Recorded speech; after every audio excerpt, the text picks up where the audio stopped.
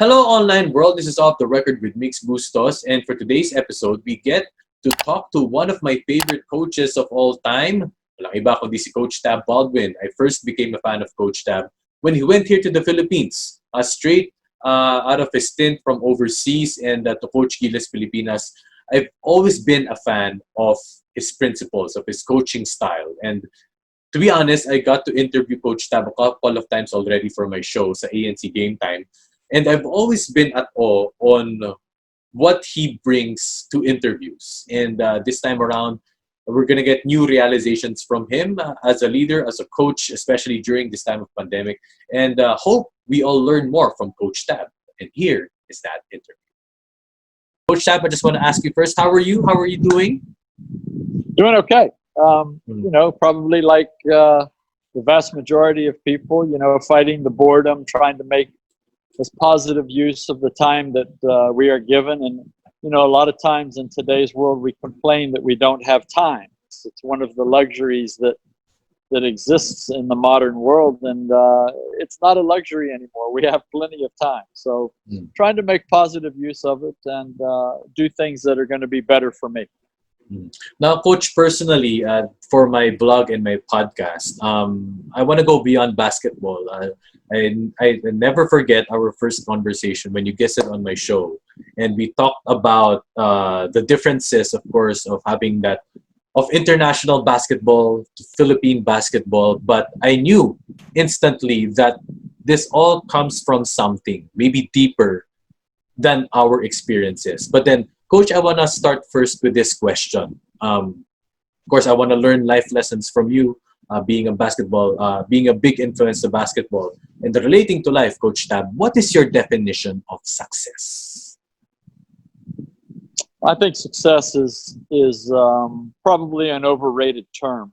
I've often talked to people about the concepts of success and particularly failure. And I think that we strive too hard in life to be labeled a success. I think that, life is a journey. I don't think it's a destination. I'm one of those people that believes that. And therefore, I don't believe that success is an ultimate goal. I think that when we finish this life, it's left for other people to talk about whether we were successful or not. I think the way that I look at success, I see it as an ongoing goal to be succeeding in whatever I'm doing. And that means that you're always challenging the results, the short-term results of what you're doing against failures. Because I think that most of the time we live in a competitive world. Most people are competitive people, and we're experiencing both quite frequently. And I think the second that we stop and say, I'm a success, is the second that everybody else catches up. And you won't be too long where you'll be trying to figure out why you don't feel so successful anymore. And it's because everybody else was continuing on. They were continuing their constant battles against the failures that we incur in life and the lessons that we learn from those. So, for me, the definition of success is to take what is in our hands each day and try and make the most of it and realize that tomorrow's a new challenge, and we shouldn't rest on whatever we achieve today. And we shouldn't be defeated by whatever failures that we experience today, because those are then the building blocks of the next good day. And that philosophy has kind of served me well in many regards. Coach Tab, you mentioned the word failure. Can you expound more on how is failure and disappointment a key ingredient to where we want to be? Not necessarily success, but to achieve our goals. Well, as much as we all dread the word complacency, wouldn't it be a wonderful place to live?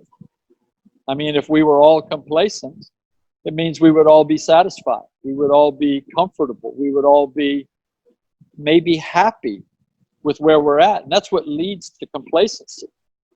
Well, I think that failing is the process of rooting us out of complacency all the time. Because it's almost a natural state to try to get to a point where we relax.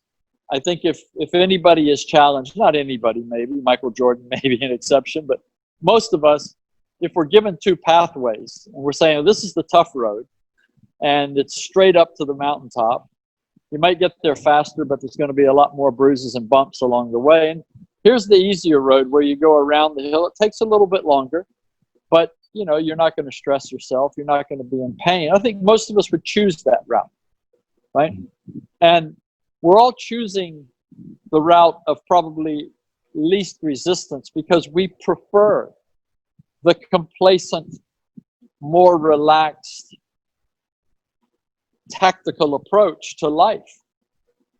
But the reality is that the failures are going to come no matter what, because we're always influenced not just by our own actions, but the actions of other people in our lives, the stimulation, the influences, and these sometimes can lead us off the path where we slip and fall.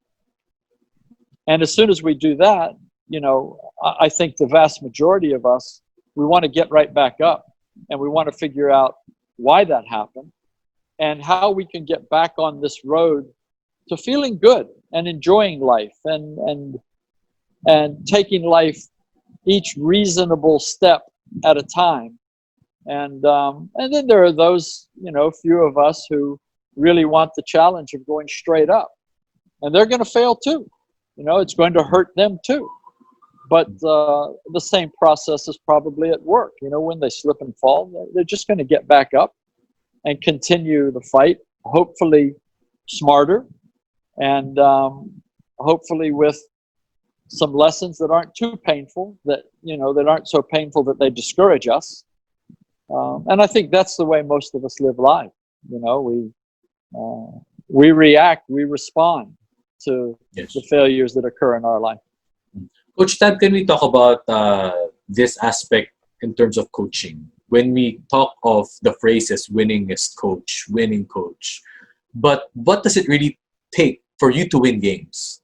From your experience, Coach, since history began, have you also dealt with numerous failures before you began to realize that, yes, I'm winning now?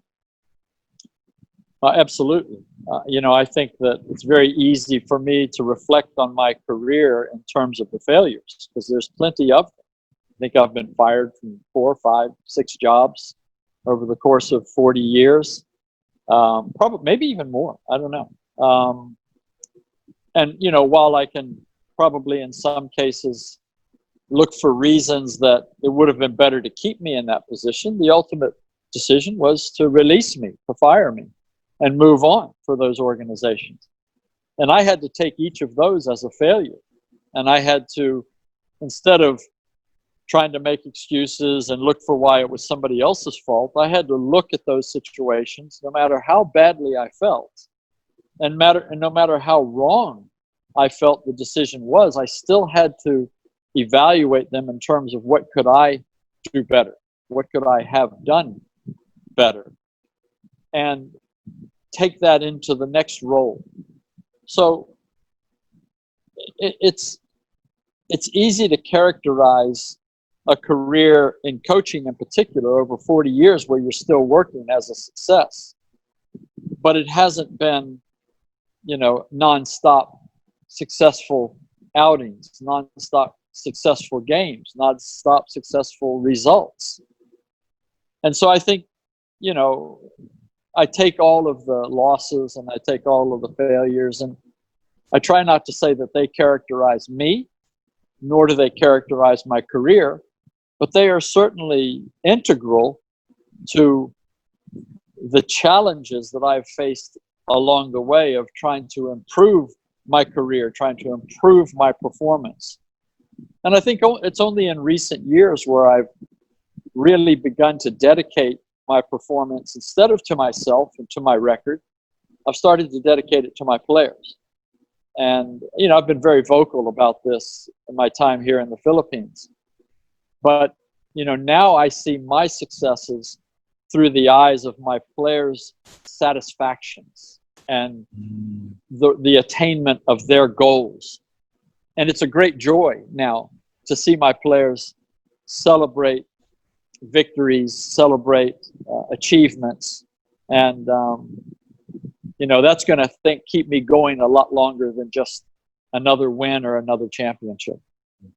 Why, Coach? What was the turning point in that mindset? That was it only recent that you had this realization that I will dedicate this more to my players? What triggered that? I don't think it was a moment in time. I don't think it was one day I woke up, whatever the circumstances were, I made a decision. I think it was an evolution. But I think that evolution was accelerated when I was given the role at Ateneo. And I realized working with younger players that there was so much more at stake than just championships and wins. There was their futures, there was their dreams. Throughout most of my career working with pros, there was always the battle that went on between their personal goals to elevate their stock and get better contracts for themselves, for their families, and how I had to manage that process and incorporate that within a team. And sometimes it was very difficult to do with some players.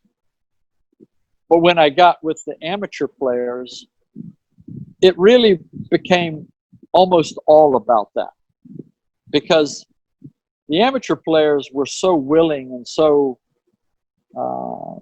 devoted to the university and devoted to their teammates and devoted to the team. There's very little falseness about the younger players. There's no hidden agendas. They love the game. They just want to play the game, the best of their ability. But they have dreams. And so, for me, they carried the mantle of team success very well. So it was a lot easier for me to focus on their success. And I think the more I did that, the more I understood why I love dedicating myself to coaching. It was for the players and not for the games and not for the accolades and not for the record. Where is Tab Baldwin now? What are his goals now? I don't think I live my life according to goals anymore. I had goals when I was younger. I always wanted to be a EuroLeague coach. I never made it. Came close, interviewed for a EuroLeague job, but never made it. And that's okay, because I think in retrospect, I've lived a very blessed life, and I've had a wonderful coaching career. But where I am now is I'm in a great place. I love the job at Ateneo.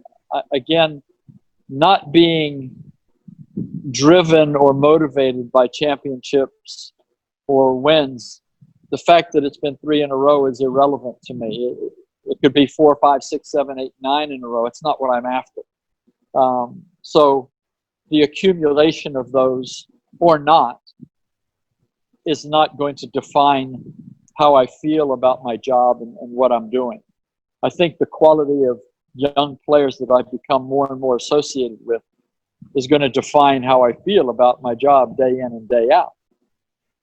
Having said that, the fact that now I have the opportunity to work with Gilas on the program for 2023, it's very exciting. It's different than coaching games and coaching a team. It's about building something. And we can say it's about building a team, but I really believe that it's about building a legacy for Gilas, not for me, for Gilas.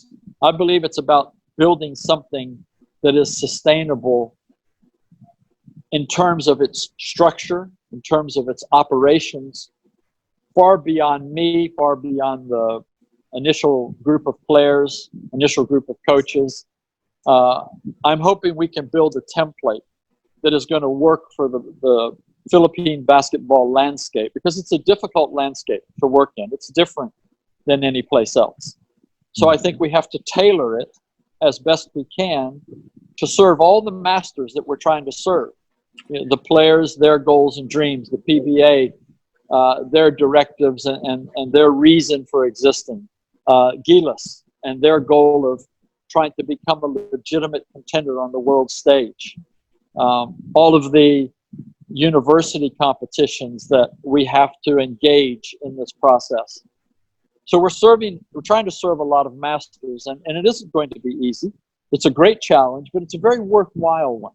And I think if we ultimately can get it right, tripping up, failing, having our problems along the way, if we ultimately can get it right, we're going to give the players and the people of the Philippines something special, because we're going to put the name Gilas in amongst other great basketball nations in the world. And maybe we will only stick our nose in there and we'll fall out and come back in. Maybe we will, blast our way in there like the New Zealand team of 2002 did for me. And, they've since maintained their posture on the world stage. That remains to be seen. But the point is that I want Serbia, I want Lithuania, I want the United States, I want Australia, I want China, that when they say Gilas, when they know they're going to have a game against Gilas, it's serious. They have to prepare. They know that this team is coming to town to do business. When we achieve that, then we count ourselves amongst the elite. And then results will come. Ultimate results, who knows? But results will come.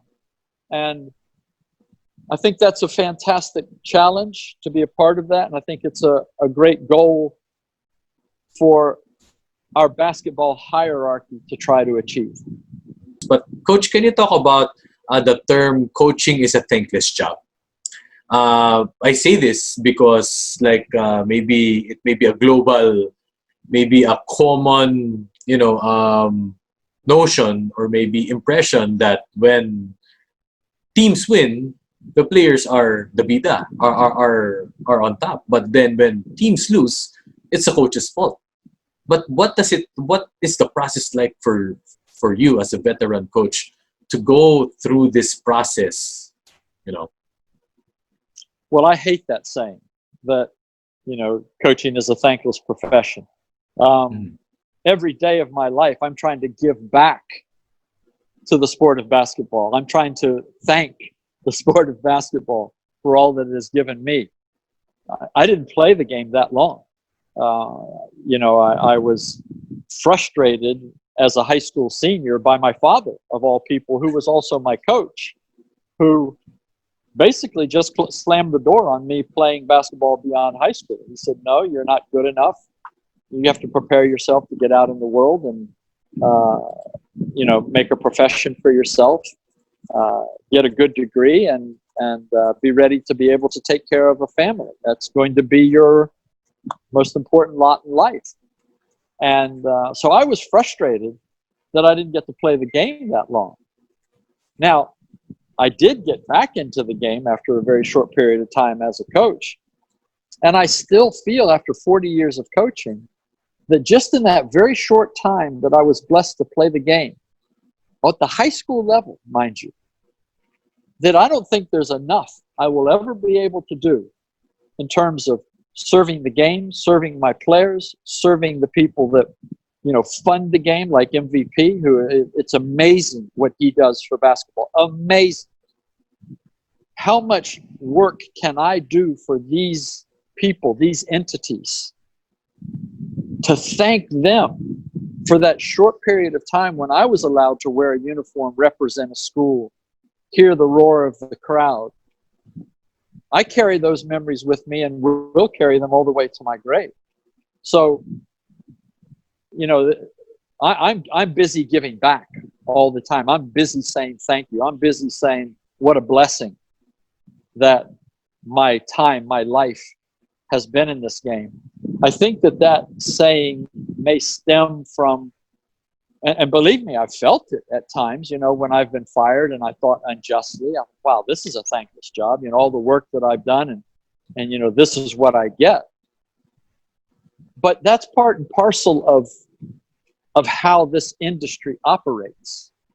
And once you've been in it a while, you know that. And nobody has a gun to my head and says I have to coach. If I can't handle that heat, then I should, go drive a truck, Mm-hmm. be an accountant. There's no heat doing that. I should go do those things. The fact that there is heat, and sometimes that heat burns me, doesn't make it thankless. Every day I wake up and I can call myself a coach through my employment is a day that I am receiving much more than I am giving. So I'm blessed. Now in this, we're under community quarantine. A lot of people are dealing with anxiety, worry, of course, whether we're healthy or not, and whether the new normal is going to be the normal again. But what is your advice now for us, for people in battling adversity, battling anxiety, and learning through all the life lessons as an athlete, as a coach? You should eat right, exercise, take care of yourself. Don't be anxious. Be positive. Be strong. Confront the things that this world gives us as challenges. Hit them head on, and you will win. Are there going to be tragic stories? Yes. But if it stops us from living, because look what's going on in the world. We're all alive, but who's living? Nobody. Nobody's living now. We're all alive, but God didn't put us on this earth to be alive. He put us on this earth to live, to confront the challenges, and to better those challenges. So that's my advice. You're healthy. Be healthy. Be strong. Take care of yourself. Take care of your mind. And attack life. Go live. Be happy. And fight for a better world. Don't be afraid and hide. So again, insightful discussion. Again, Coach Tab, I learned a lot from you. And one of my favorite coaches ever, Coach Tab Baldwin, right here on Off the Record. Thank you guys for watching this video, and see you in the next episode.